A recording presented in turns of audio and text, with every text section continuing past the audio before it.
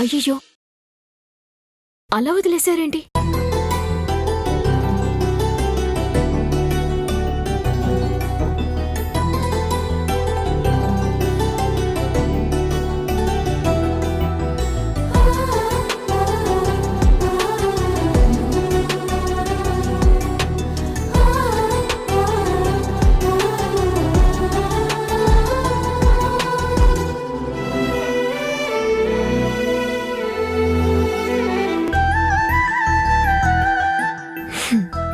అమ్మా, నువ్వింకేం భయపడాల్సిన అవసరం లేదు. నా ఫ్రెండ్ని నేను తీసుకొచ్చాను. తనకేం కాదు.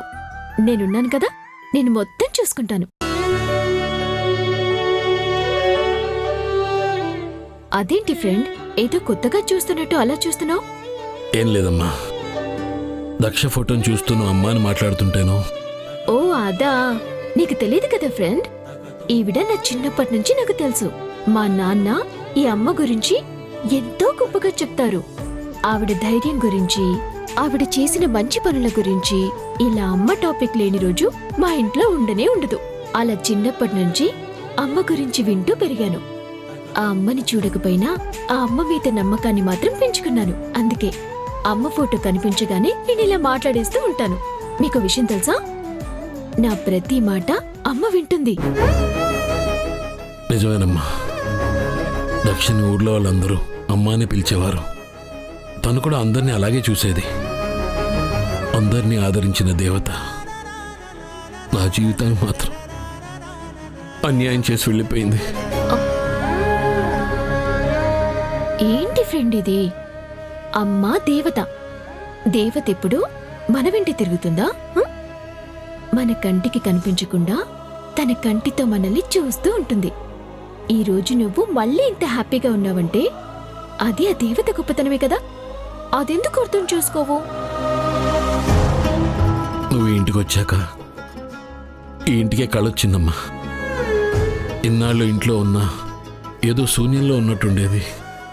ఇప్పుడు నీ మాటలు వింటుంటే చాలా హాయిగా ఉంది. అదేంటి ఫ్రెండ్ అలా అంటావు? నువ్వొక్కడివే ఉండడం ఏంటి? మీ వాళ్ళెవరూ లేరా? లేరమ్మా,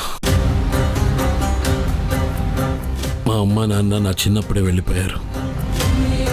నేను కోరుకున్న నా భార్య మధ్యలోనే వదిలేసి వెళ్ళిపోయింది. నా రక్తం పంచుకు పుట్టిన కూతురు ఇన్నేళ్లైనా ఈ తండ్రికి కనిపించకుండా ఎక్కడో దూరంగా పెరుగుతుంది. ఎప్పటికైనా తను నా దగ్గరికి వస్తుందని ఆశతో బతుకుతున్నాను. అంతేగాని బతుకు మీద ఆశతో కాదమ్మా.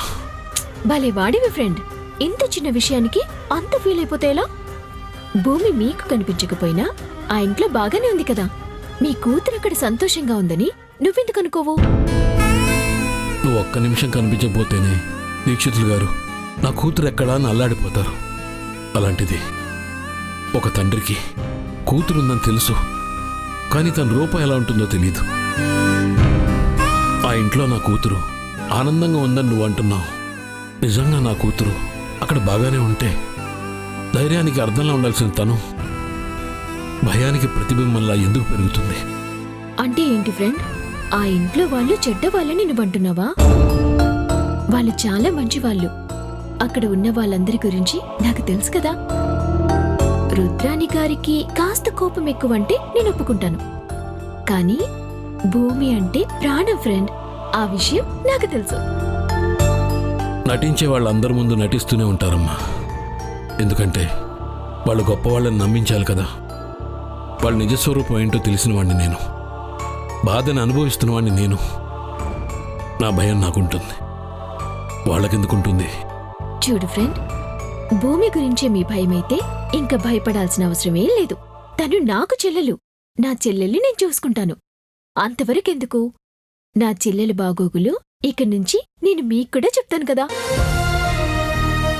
నా ఫ్రెండ్ ఇలా బాధపడితే నేను బాధపడకుండా ఉంటానా? అసలు మీరు నీరసంగా ఉన్నారు. మీరు ఇక్కడ కూర్చోండి, మీకోసం కమ్మనైన వంట చేసి నేను మీకు భోజనం పెడతాను. అయ్యో, నీకెందుకమ్మా శ్రమ, పనివాళ్ళు చేస్తారులే. భలే వాడివి ఫ్రెండ్. పనివాళ్ళు చేస్తే ఏం చేస్తారు? ఉప్పు కారం సరిపోయిందా లేదా అని చూస్తారు. అదే నేను చేస్తే ఆ రుచి ఎలా ఉంటుందో తిన్నాక మీరు చెప్పాలి. మరి నా చేతి వంట తినవా? ఎందుకు తిన్నమ్మా? ఇంట్లో ఆడపిల్లుంటే ఆ ఇల్లే కళగా ఉంటుందని అందరూ అంటుంటే విన్నాను. కానీ ఇప్పుడు నువ్వు అడుగుపెట్టిన తర్వాత ఆ ఆనందం కళ్ళ ముందు కనిపిస్తుంది. సరే సరే, మీరు అలా కూర్చోండి, నేను ఇప్పుడే వంట చేసి తీసుకొస్తాను.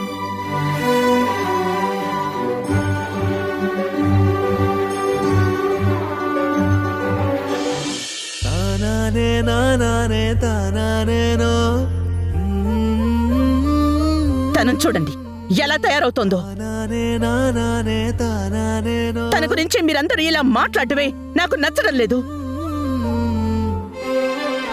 ఏ వ్యక్తి అయినా పని చేసేటప్పుడు 1కి 2 సార్లు ఆలోచించుకోవాలి.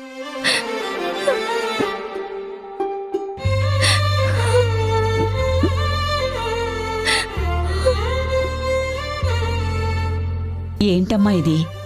జరిగిందేదో జరిగిపోయింది, అదక్కడితో వదిలేసే. దాన్నిలా గుర్తు పెట్టుకుని రోజంతా బాధపడుతూ ఉంటే ఎలా చెప్పు? అసలు నాకే ఎందుకు ఇలా జరుగుతుందమ్మమ్మా? నేను చేసింది తప్పేముంది? నేనేమన్నా కావాలని చేశానా? ఎవరూ ఏదీ కావాలని చేయరమ్మా. కానీ మాట పడాల్సిన పరిస్థితి మన చేతుల్లో లేకుండా కూడా వస్తుంది. అది విధిరాత. దాన్ని ఎవరూ తప్పించలేరు. లేదమ్మమ్మ, ఆలోచిస్తూ ఉంటే అసలు నేనే తప్పేమో అనిపిస్తుంది. ప్రతిదీ నా వల్లే తప్పు జరుగుతోంది. అందరూ బాధపడుతున్నారు. వాళ్ళన్న మాటలకి నేను బాధపడుతున్నాను. చూడమ్మా, నిన్ను బాధ పెట్టాలని ఇంట్లో ఎవ్వరూ అనుకోరు. నువ్వు మా అందరికీ ప్రాణంతో సమానమైన మనిషివి. నువ్వు కన్నీళ్లు పెట్టుకుంటే బాధపడేవాళ్లు ఉంటారే తప్ప నీ కన్నీళ్లను చూసి ఆనందపడేవాళ్ళెవ్వరూ ఉండరు. అది నువ్వు అర్థం చేసుకో. నిజమే అమ్మమ్మ. అమ్మ రూపం తెలిసినా అమ్మ లేని లోటు లేకుండా నువ్వు పెంచావు. నేనేం చేసినా సరే నవ్వుతూనే సహించావు. కానీ ఇప్పుడు నాకే తెలియకుండా నాలో భయం పెరుగుతోంది. నా వల్ల తప్పేమైనా జరుగుతుందేమో అని భయంగా ఉంది. ఏం చెయ్యాలో తెలియడం లేదు. ఎలా మార్చుకోవాలో కూడా అర్థం కావడం లేదు. పిచ్చి తల్లి, జరిగిందానికి రుద్రాణి నీ మీద కోపం చూపించింది. కానీ నిజానికి అది కోపం కాదమ్మా. నువ్వెందుకలా అయిపోతున్నావో అన్న బాధ.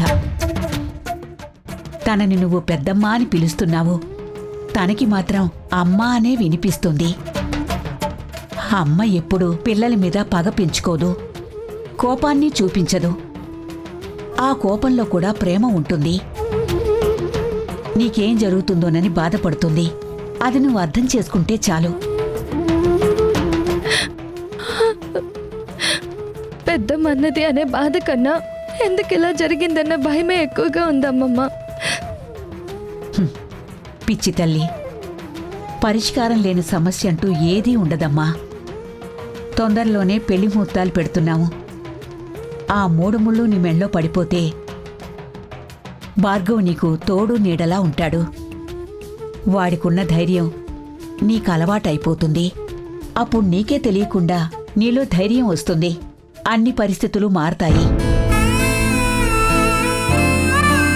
అంతవరకు నువ్వు పిరికిదానివి అన్నవాళ్లే రేపు నిన్ను చూసి ఆశ్చర్యపోయే రోజొస్తుంది. అందుకే ఆ కళ్యాణ గడే ఎప్పుడొస్తుందోనని మేమందరం ఎదురు చూస్తున్నామమ్మా.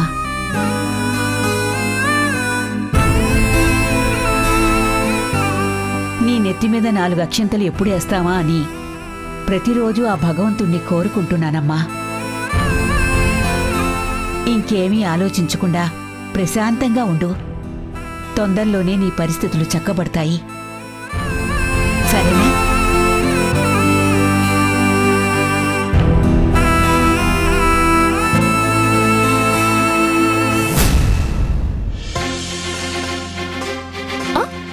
ఆగండి ఆగండి. అయ్యో, నేను తింటానులేమ్మా. నేనేమైనా చిన్నపిల్లాడినా? ఫ్రెండ్ పెట్టింది తినాలి తప్ప నేను తింటాను, నాకు తెలీదా అని నా దగ్గర సమాధానం చెప్పకూడదు. నాకు తినిపిస్తున్నావు సరే, మరి నువ్వు తినవా? అమ్మో, నేనిక్కడ తింటే ఇంకేమైనా ఉందా? ఏ దీక్షితులు గారు ఏమైనా అంటారా? ఆయనేమీ అనరు. మీలాగే నేను తినిపిస్తే గాని ఆయన కూడా తినరు. నేను లేకపోతే అలిగి పడుకుంటారు. నన్ను పట్టించుకోవట్లేదని చెప్పి చిన్న పిల్లాళ్ళ మారం చేస్తారు. మా నాన్న పస్తుంటే నేను చూడలేను ఫ్రెండ్. అందుకే నేను ఎక్కడున్నా సరే సమయానికి ఇంటికి వెళ్ళి భోంచేస్తాను. పాపం దీక్షితులు గారికి ఉన్నది నువ్వు ఒక్కదానివే కదమ్మా. అందుకే నీ మీద ఆయనకు అంత ప్రేమ. ఆయన అమ్మలా నిన్ను చూసుకుంటున్నారు, నువ్వు ఆయనకు అమ్మలా మారి కాపాడుకుంటున్నావు. మీ ఇద్దరి బంధాన్ని చూస్తుంటే నాకు చాలా సంతోషంగా ఉందమ్మా. ఫ్రెండు, ఏ తండ్రి కూతురైనా ఇలాగే ఉంటారు. కూతురికి తండ్రి హీరో, అందులో ఎలాంటి డౌట్ లేదు. అంతవరకు ఎందుకు, మా నాన్న నాకు ఏమవుతుందో అని భయపడతారు. నేను ఎవరితో ఏం మాట్లాడితే ఎలాంటి గొడవలొస్తాయో అనుకుంటారు. కానీ నేను చేసే ప్రతి పనిని మా నాన్న మెచ్చుకుంటారు. నా కూతురు ఎప్పుడు మంచి చేస్తుంది, తనకి చెడు చేయటం తెలీదు అని అందరికీ గొప్పగా చెప్తారు. ఎవరైనా నా గురించేమైనా అంటే ఆయన బాధపడతారు. అంతేకాని నా దగ్గర మాత్రం అస్సలు చెప్పరు. తండ్రికి అంత గొప్ప ప్రేముంటుంది ఫ్రెండ్.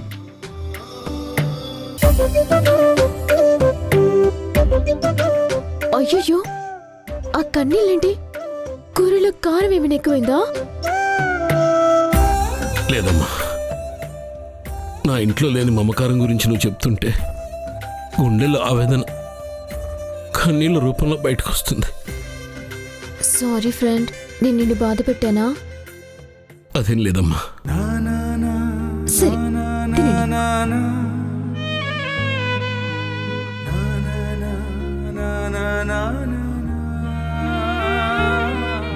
నన్ను క్షమించమ్మా. అదేంటి ఫ్రెండ్ అలా అంటున్నావు? నువ్వేం తప్పు చేసావని క్షమించాలి? అదేం లేదమ్మా, నా కూతుర్ని నువ్వే నాకు దూరం చేసావనుకుని ఆ రోజు నుంచి నీ మీద కోపాన్ని పెంచుకున్నాను.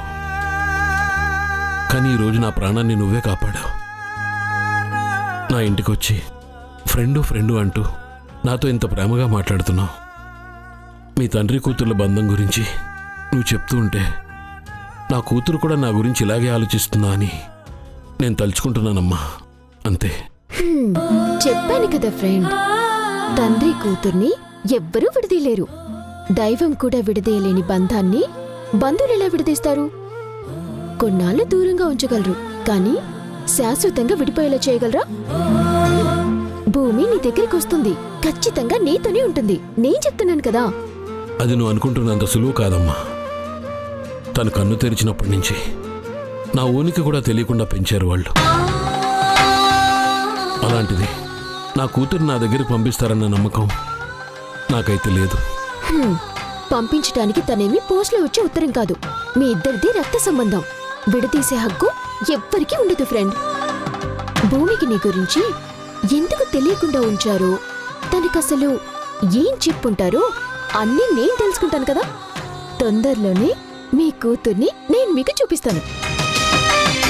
ఏంటమ్మా నువ్వు అనేది? నా భూమిని నాకు చూపిస్తావా? ఏదో నా సంతోషం కోసం చెప్తున్నావు కదా. ఫ్రెండ్, జానకి మాటిచ్చిందంటే అది వెనక్కి తీసుకునే ప్రసక్తే లేదు.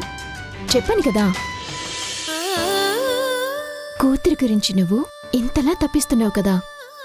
నీ కూతుర్ని నీకు చూపిస్తాను. నేను మీ ఇద్దరిని ఒకటి చేస్తాను. మీ ఇద్దరి మధ్య ఒక వారధిలా ఉంటాను. అంతేకాని ఎవ్వరు విడదీస్తానన్నా మాత్రం నేను ఒప్పుకోను. అమ్మ జానకి, నువ్వు ఎలాగో భూమిని కలుస్తావు కాబట్టి వెంటనే నా గురించి చెప్పు. నా దగ్గరికి తీసుకొచ్చేయి. తన్ని ఇక్కడి నుంచి ఎవ్వరూ తీసుకెళ్లకుండా నేను చూసుకుంటాను. ఈ ఒక్క సాయం చెయ్యమ్మా. ఈ తొందరపాటే వద్దు ఫ్రెండ్. అసలు భూమికి నీ గురించి తన మనసులో ఏముందో తెలుసుకోవాలి. వాళ్ళు ఏం చెప్పారో నేను తెలుసుకోవాలి. ఇన్నేళ్లు గడిచినా తండ్రి ప్రస్తావన ఎందుకు రాలేదు? ఒకరోజు నేను భూమితో మాట్లాడుతున్నప్పుడు పెద్దావిడ తండ్రి గురించి చెప్పొద్దని చెప్పి నాకు చెప్పారు. ఆ రోజు నాకు అర్థం కాలేదు, కానీ దానర్థమేంటో ఇప్పుడు తెలుసుకోవాల్సిన అవసరం వచ్చింది. అది తెలుసుకుని భూమికి అన్ని విషయాలు తెలిసేలా చేసి తండ్రి మమకారం ఎలా ఉంటుందో భూమికి చెప్పి మీ దగ్గరికి తీసుకొస్తాను. అప్పుడు ఆ బంధం ఎలా ఉంటుందో భూమికి తెలుస్తుంది. తను చూపించే ప్రేమని మీరు చూస్తారు. చాలమ్మా, ఇన్ని సంవత్సరాల్లో పట్టరాని సంతోషం వచ్చే మాట నేనెప్పుడూ వినలేదు. కానీ ఇప్పుడు నువ్వు చెప్పిన మాట నాకెంతో ధైర్యాన్ని ఇస్తుంది తెలుసా. నిజంగా నా కూతురు వస్తుందా రాదా అన్న భయంతోనే ఇన్నాళ్ళు బతుకుతున్నాను. కానీ ఇప్పుడు నా కూతురు నా ఇంటికి వస్తుందన్న నమ్మకం నాకు వచ్చిందమ్మా. అది సరే ఫ్రెండ్, మీ కూతురంటే మీకింత ఇష్టం ఉంది, అమ్మంటే అంత ప్రేముంది, మరి అంత గొప్పగా చూసుకునే మీ మధ్య దూరం ఎలా ఏర్పడింది? అసలు అమ్మ చనిపోతే మీ కూతుర్ని మీరు చూడకుండా వాళ్ళెందుకు దూరం చేశారు? దానికి కారణమేంటి? అధికారం మీద ఆశ మనిషిని ఎంతటి పతనానికైనా దిగజారుస్తుందమ్మా. నా దక్షకి ఎప్పుడు ఆస్తుల మీద అధికారం మీద మమకారం లేదు. అందరి మీద ఆత్మీయత మాత్రమే ఉండేది. కానీ అందరికీ అది నచ్చదు కదా. అందుకే కొందరు చేసిన ద్రోహంలో నన్ను పావుగా వాడారు. నా దక్ష నన్ను అభిమానిస్తున్న సంగతి నాకు తెలుసు. కానీ తనకి కూడా అవకాశం లేని పరిస్థితుల్ని వాళ్ళు సృష్టించారు. అలా మా మధ్య అగాధం ఏర్పడింది.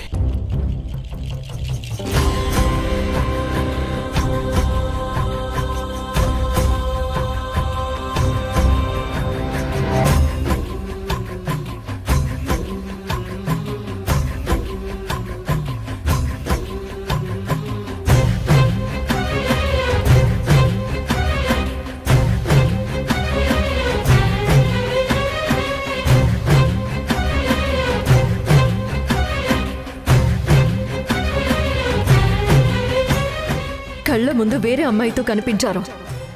అది మీకు తెలియకుండా జరిగిందంటే ఎలా నమ్మమంటారు? నేను ధర్మపీఠానికి బద్ధురాలిని. ఈ శిక్ష మీరు అనుభవించాల్సిందే. నా ప్రాణం కన్నా ఎక్కువైన నువ్వే నన్ను అనుమానించినప్పుడు ఇంకా నా జీవితంలో నువ్వు ఉండవు. మనం విడిపోవాలన్నదే నా నిర్ణయం.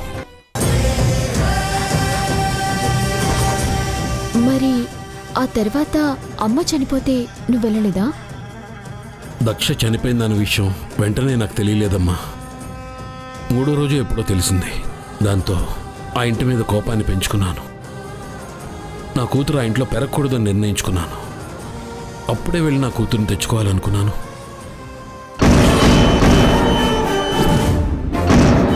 శారదాదేవి! కానీ పెద్దావిడ నన్ను గుమ్మంలో కూడా అడుగు పెట్టనివ్వలేదు. నా కూతుర్ని నేను తీసుకెళ్తాను, దాన్ని ఎవ్వరూ ఆపలేరు. ఎవ్వరు. ఆ తర్వాత నా భూమి నాకు కనిపించకుండా 20 ఏళ్ళు దాచారు. ఇప్పటికి కూడా తను నాకు ఎదురు పడకుండా చేస్తున్నారు. గోడల్లాగా అడ్డుగా నిలబడున్నారు. సరే ఫ్రెండ్, పరిస్థితుల వల్ల మీ మధ్య దూరం ఏర్పడిందని నాకు అర్థమైంది. ఎవరో ఏదో చేశారంటున్నారు. తప్పు చేసిన వాళ్ళు ఎప్పటికైనా శిక్ష అనుభవిస్తారు. కానీ మీ బంధాన్ని విడదీసే వారిని మాత్రం నేను ఒప్పుకోను. భూమిని కలుసుకుంటాను. ముందు అన్ని విషయాలు తెలుసుకుంటాను. ఆ తర్వాత మీ గురించి చెప్తాను. మీ ఇద్దరిని నేను కలుపుతాను. ఇప్పుడు నేను చెప్తున్నాను ఫ్రెండ్, భూమి నా చెల్లెలు. నా చెల్లెల్ని తన తండ్రి దగ్గరికి తీసుకొచ్చే బాధ్యత నేను తీసుకుంటున్నాను. సరేనా?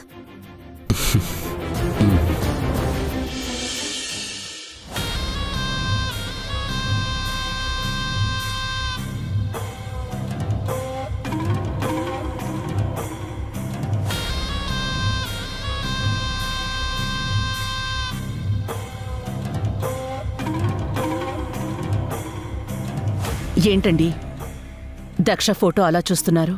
రుద్ర, మన పెళ్లికి ముందు దక్ష గురించి అందరూ చెప్పుకుంటుంటే విన్నాను. మన పెళ్ళై దండలతో ఇంట్లో అడుగు పెట్టగానే దక్ష ధైర్యమేంటో అర్థమైంది. తర్వాత గుడిలో రాములవారి కటౌట్ పడిపోతున్నప్పుడు అందరూ ప్రాణభయంతో పరిగెత్తారు.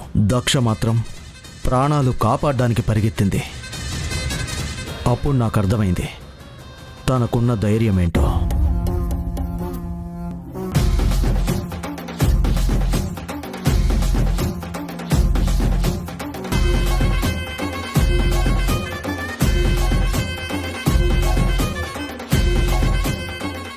ఎవ్వరికీ ఊరికే పేరు రాదు.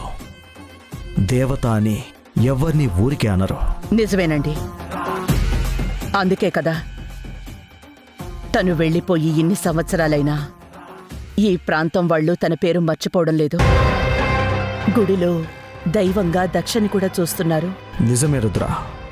మరి అంత గొప్ప మనిషి కడుపున ఎంత గొప్ప కూతురు పుట్టాలి, ఎలా ఉండాలి? దక్ష మన కళ్ళ ముందు లేకపోయినా భూమి తనలా కనిపించాలి. దక్షనే తలపించాలి. మళ్ళీ దక్షమ్మ బతికి మన ముందుకొచ్చిందా అని మనందరికీ అనిపించాలి. కానీ భూమిలో అలాంటి ఒక్క లక్షణమైనా కనిపిస్తుందా? అదే నాకు ఆశ్చర్యంగా ఉందండి. తన రక్తం పంచుకు పుట్టిన కూతురు ఇలా ఉందేంటి అని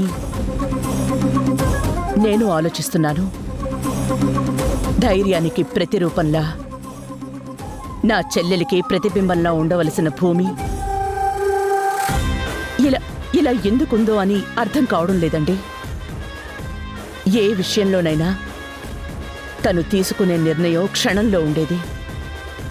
అది శాసనంగా ఉండేది. ఆ తెలివితేటలు ఒక్కటి కూడా భూమిలో లేకపోవడం నిజంగా ఆశ్చర్యంగా ఉందండి. ఇన్నాళ్ళు నాకు అదే ఆశ్చర్యంగా ఉండేది. కానీ బాగా ఆలోచిస్తే అసలు సంగతి అర్థమైంది.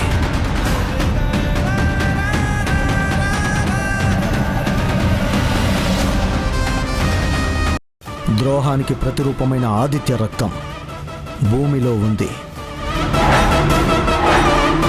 అలాంటి భూమి ఇంత పేరున్న బొబ్బిలి వంశానికి కోడలవుతుంది అంటే నాకు చాలా భయంగా ఉంది. ఇప్పుడు ఈ పెళ్లి జరిగితే బొబ్బిలి వంశం గురించి గొప్పగా చెప్పుకున్న వాళ్లే నవ్వుకుంటారు. ఇన్ని వందల సంవత్సరాలుగా కాపాడిన ఈ ఇంటి గౌరవం రోడ్డు పాలవుతుంది. అది నువ్వు నమ్మినా నమ్మకపోయినా నా మనసు చెబుతున్న నిజం. తర్వాత నువ్వే ఆలోచించుకో.